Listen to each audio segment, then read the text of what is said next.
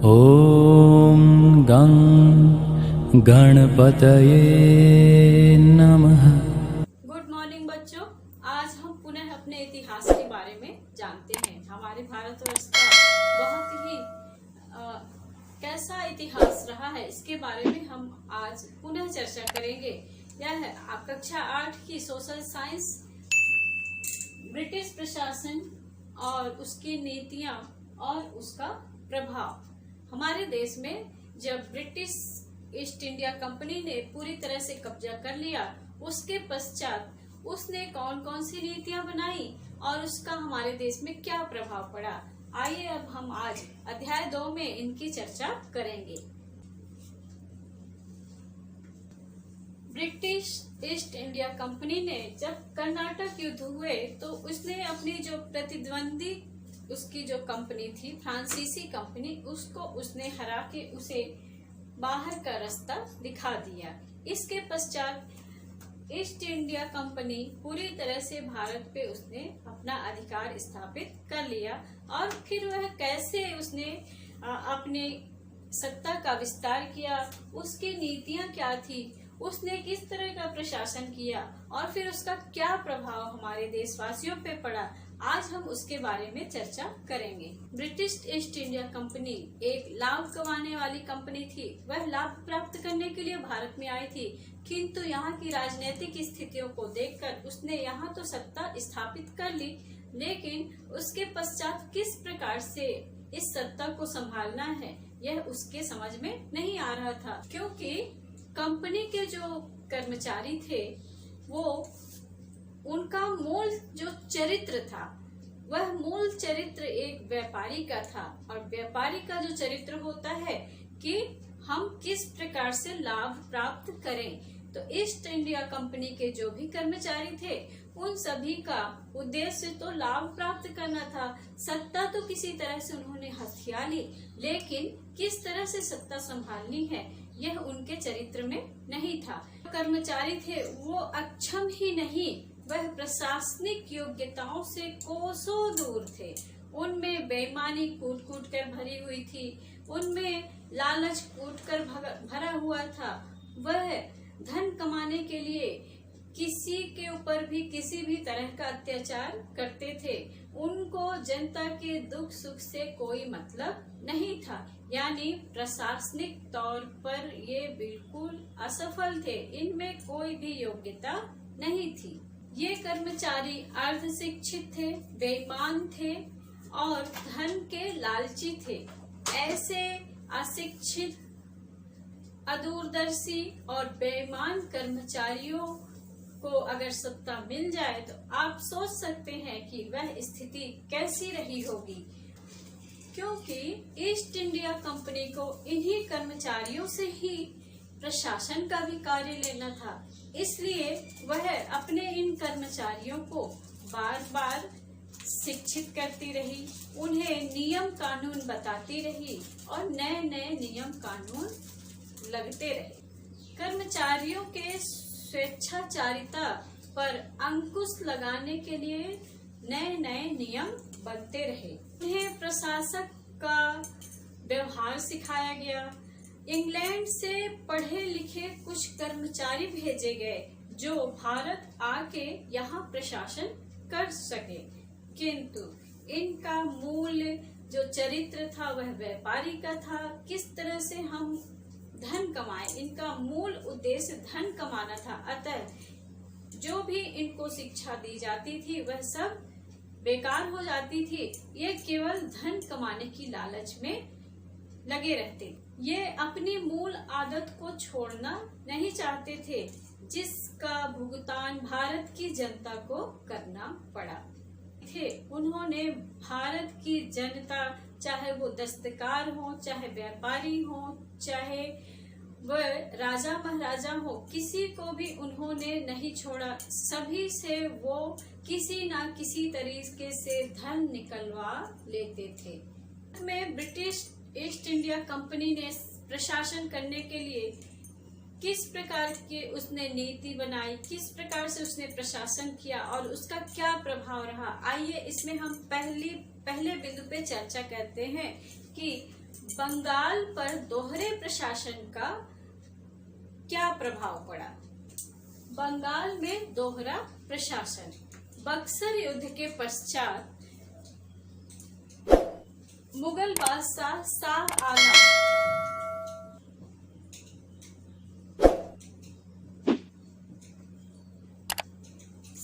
आलम के साथ अंग्रेजों ने इलाहाबाद की संधि कर ली।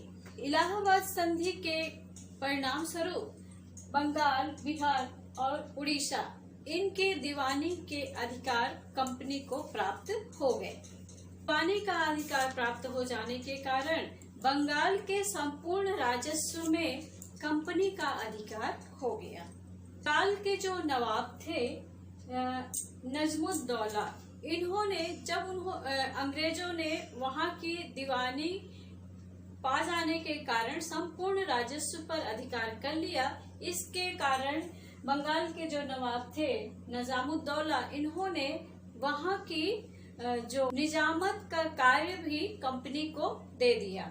लेकिन अंग्रेज जो थे इतने बड़े उत्तरदायित्व को संभालने के लिए तैयार नहीं थे। कंपनी केवल राजस्व कोष पर अपना अधिकार रखना चाहती थी और उस समय बंगाल का जो गवर्नर था वह रॉबर्ट क्लाइव था और वह अपनी शक्ति को जानता था कि मैं राजस्व पर अधिकार तो हमने कर लिया है, किंतु हम यहाँ का पूरा उत्तरदायित्व अपने ऊपर नहीं ले सकते हैं। इसलिए उसने निजामत के कार्य के लिए इनकार कर दिया। रॉबर्ट क्लाइव ने दीवानी के साथ साथ निजामत के कार्य को करने से इनकार कर दिया। निजामत का कार्य का मतलब होता है शासन प्रबंध करना। निजामत का मतलब होता है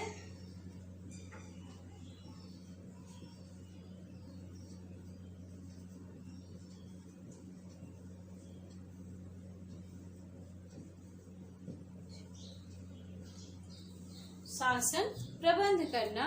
तो रॉबर्ट क्लाइव ने दीवानी पर अपना अधिकार रखा, अर्थात राजस्व पर उसने अपना अधिकार रखा, किंतु निजामत का कार्य लेने के लिए उसने मना कर दिया और निजामत का और फौजदारी का जो उत्तरदायित्व था यह उसने बंगाल के नवाब निजामुद्दौला के ऊपर छोड़ दिया।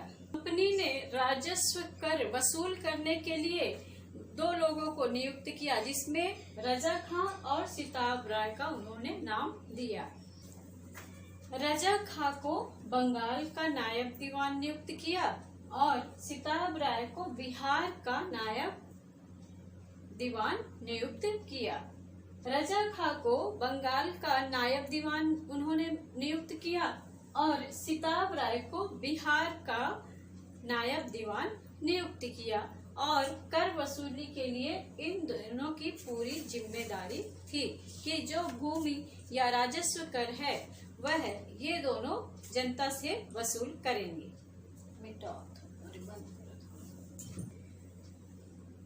और जो रजा खां और सिताब राय जो राजस्व वसूल करते थे वह दो हिस्सों में बट जाता था। पहला हिस्सा जो है वह निजामत के व्यय के लिए, बंगाल के नवाब के खर्च के लिए और मुगल सम्राट की पेंशन के लिए दे दिया जाता था। रजा खां और सिताब राय जो भू राजस्व वसूल करते थे उसको दो हिस्सों में बांट दिया जाता था। पहला हिस्सा निजामत व्यय, बंगाल के नवाब का खर्च और मुगल सम्राट को पेंशन देने के काम आता था और जो दूसरा हिस्सा जो बचता था उसे कंपनी के कोष में ले जाके जमा कर दिया जाता था। की शक्ति दो भागों में विभक्त हो गई, एक तो बंगाल के नवाब और दूसरे अंग्रेजों के बीच।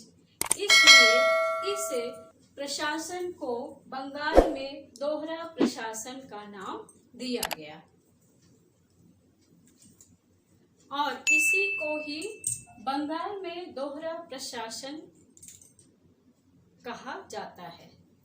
बंगाल की जनता पर इस दोहरे प्रशासन का क्या दुष्परिणाम पड़ा? तो दोहरे प्रशासन का दुष्परिणाम बंगाल की जनता पर बहुत अधिक पड़ा, क्योंकि जो वहां की शक्ति थी वह संपूर्ण रूप से ब्रिटिश ईस्ट इंडिया कंपनी के हाथों में थी। अर्थात जो राजस्व वाला हिस्सा था, दीवानी वाला जो हिस्सा था, वह संपूर्ण रूप से कंपनी के हाथों में था और बंगाल के शासन प्रबंध की व्यवस्था जो थी वह नवाब के हाथ में थी। इस वजह से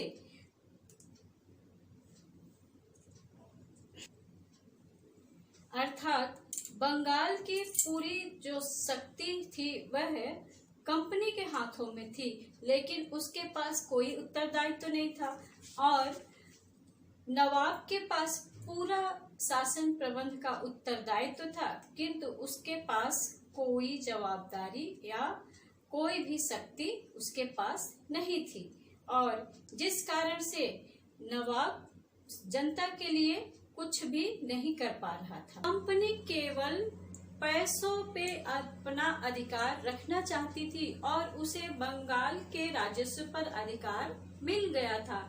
वह बाकी और उत्तरदायित्व लेने के लिए तैयार नहीं थी। कंपनी के पास सेना और कोष दोनों थे, किंतु उसके पास कोई जिम्मेदारी नहीं थी और नवाब के पास पूरे बंगाल की जनता की जवाबदारी, शासन का प्रबंध था, लेकिन उसके पास कोई शक्ति नहीं थी।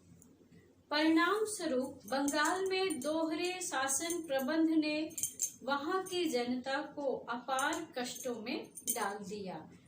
द्वैध शासन के कारण बंगाल में कृषि, व्यापार आदि सब कुछ नष्ट हो गए। जो साधारण जनता थी वह दरिद्रता और कंपनी के अत्याचारों से पीड़ित थी और ऐसी स्थिति के कारण पूरे बंगाल में हाहाकार मच गया। 1772 में बंगाल का नया गवर्नर हेस्टिंग को नियुक्त किया गया। प्रशासन की इस व्यवस्था को 1772 में समाप्त कर दिया। उसने दोहरे शासन प्रबंध की व्यवस्था को समाप्त कर दीवानी और निजामत दोनों ही कार्य को अपने हाथों में या दोनों ही अधिकारों को अपने हाथों में ले लिया। बंगाल के जो नवाब होते थे उन्हें उनके पद को पूरी तरह से पेंशन पे आधारित कर दिया, अर्थात नवाबों को पेंशन दिया जाने लगा और बंगाल की जो सत्ता थी उसको उसने हथिया लिया और वहां की दीवानी और निजामत दोनों ही कार्य को वारेन हेस्टिंग ने अपने हाथों में ले लिया। अर्थात इस तरह से भारत में जो बंगाल था वहां दोहरे प्रशासन की जो व्यवस्था बनी थी उसको वारेन हेस्टिंग ने समाप्त की और वहां के निजामत और दीवानी दोनों ही कार्यों को उसने अपने हाथों में ले लिया। अब आपको हम रेगुलेटिंग एक्ट के बारे में अगले वीडियो में बताएंगे। तब तक आप दोहरे शासन प्रबंध व्यवस्था को पढ़िए, समझिए। अगर आपको मेरा यह वीडियो पसंद आ रहा है तो like, subscribe, share and comment. Thank you, धन्यवाद।